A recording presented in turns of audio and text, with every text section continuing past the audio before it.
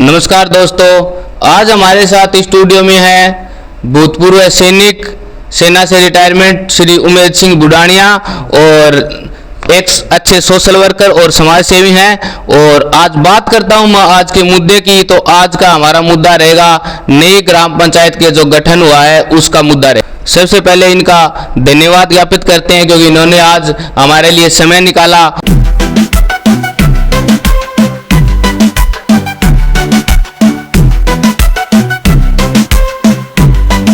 मैं उमेद सिंह बुडानिया बापर से। मैं इस गांव के अंदर बचपन में रहा, पढ़ाई लिखाई किया, बाद में सेना में चले गए।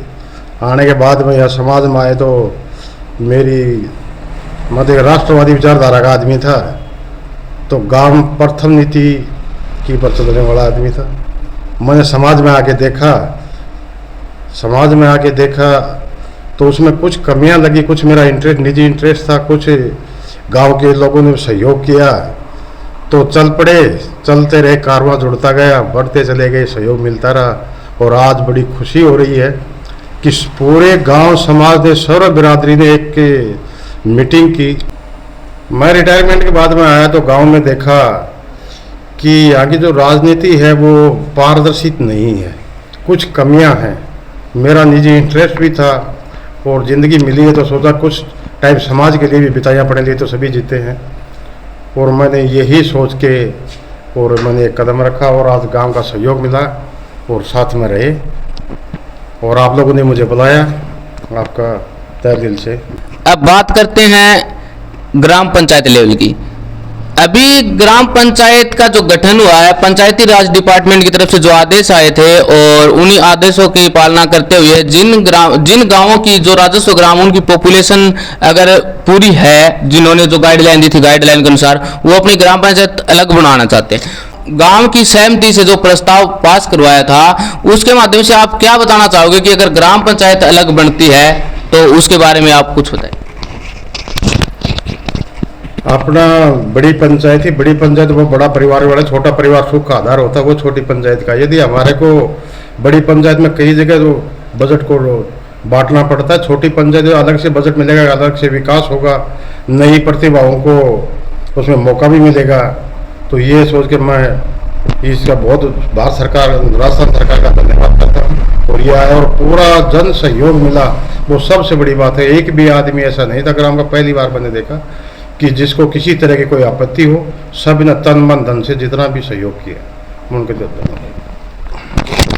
अब समाज सेवी और सरपंच उम्मीदवार होने के नाते आप ग्राम पंचायत को किस नजरों से देखते हुए ग्राम पंचायत में ग्राम विकास के जो पहिए हैं उनको किस ओर दौड़े, उसके बारे में थोड़ा सा बताएं।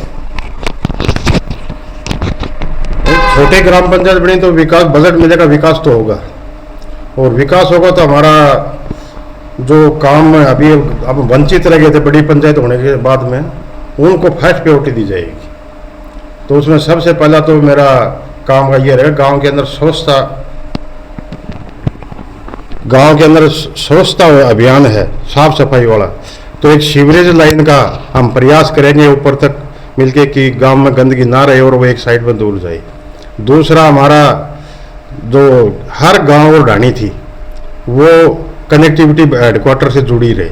इसके लिए 2 रोडें मंजूर हो गई हैं, एक 2 रास्ता और है, उसके लिए भी करेंगे। दूसरा, हम पानी की जो अपने पूरे ज़िले में ये समस्या है, इसके लिए हम चाहेंगे कि बड़ी टंकी का इसके अंदर पानी का, वाटर सप्लाई का वो आ जाए। तो ये मोटा मोटे काम, जब तक आदमी रहता है तो काम होते रहते हैं और काम आगे आते रहेंगे। हम चाहेंगे काम बढ़ते रहे और सरकार सहयोग करते रहे और गांव पूरा एकजुट हमारा सहयोग करे। तो जन सहभागिता बगैर कुछ नहीं हो सकता। जन सहभागिता बहुत ज़रूरी है और ये जन सहभागिता मिली हमें, इसीलिए मैं थोड़ा इतना आगे बढ़ सका, नहीं तो कोई नहीं था। अब अपनी नई ग्राम पंचायत बन गई है और चुनाव के बाद मैं ये देख रहा हूँ कि राजनीति जो माहौल बनेगा वो आपको क्या लगता है कि कैसा बनेगा राजनीति माहौल? नई पंचायतों में पहला चुनाव आएगा तो एक राजनीति माहौल है वो किस तरह का डेवलप होगा? देखो, राजनीतिक माहौल तो लोगों की महत्वाकांक्षाएं तो बढ़ेंगी।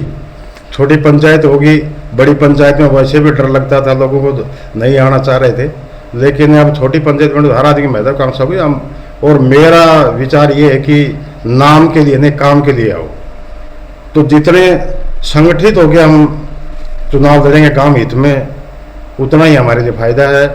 और जिस अब नए नवयुवकों को आगे मौका मिलना चाहिए, तो उसके लिए है कि हम ये टर्न बाई टर्न उनको मौका दें हर जगह पर। तो वो दूसरा ये कि एक ग्राम पंचायत हेडक्वार्टर है, उसमें तो हमने देखा कि पुरानी पंचायतों में हेडक्वार्टर में सीमित रह जाता था, पूरा जो भी कोटा आता था वो बचा कुचा थोड़ा बहुत होता था। लेकिन अभी मैं चाहूँगा कि जब ये ग्राम पंचायत नहीं बने तो गांव के साथ साथ बराबर कुम्हारों का बास, माड़े, ढाणी, नाजी का कुआ, जो भी है जो अपने सीमा में बसे हुए ढाणिया गाँव है, उनका सबका समानता के आधार पर। अभी जब आप सेना से रिटायरमेंट आए और रिटायरमेंट आने के बाद एक राजनीति में आने का फैसला आपने कैसे लिया? आपने क्या सोचा? आपको क्या ऐसा नजर आया कि आप राजनीति में कदम उठाया आपने?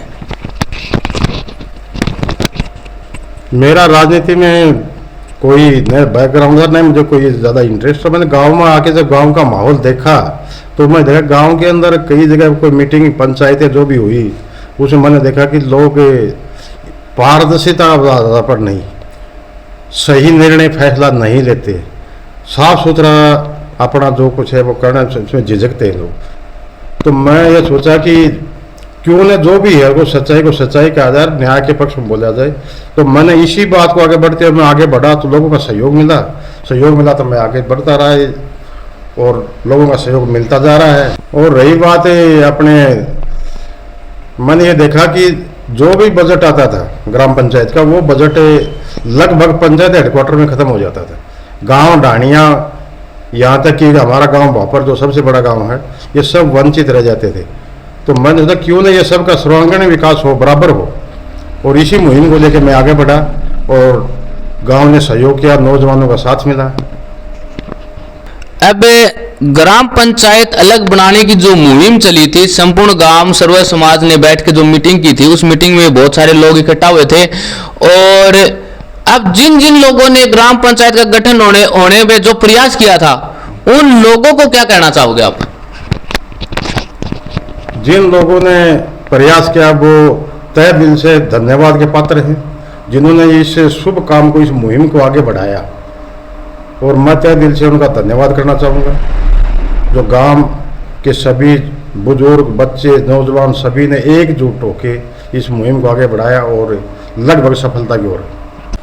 और मुझे आशा ही नहीं बल्कि पूर्ण विश्वास है कि जो सहयोग ग्रामवासियों ने दिया, वो सहयोग भविष्य में भी ऐसे रहेगा। और हम चाहेंगे कि इसी सहयोग से हम एक नई पंचायत को जल्दी एक आदर्श पंचायत में बदलेंगे।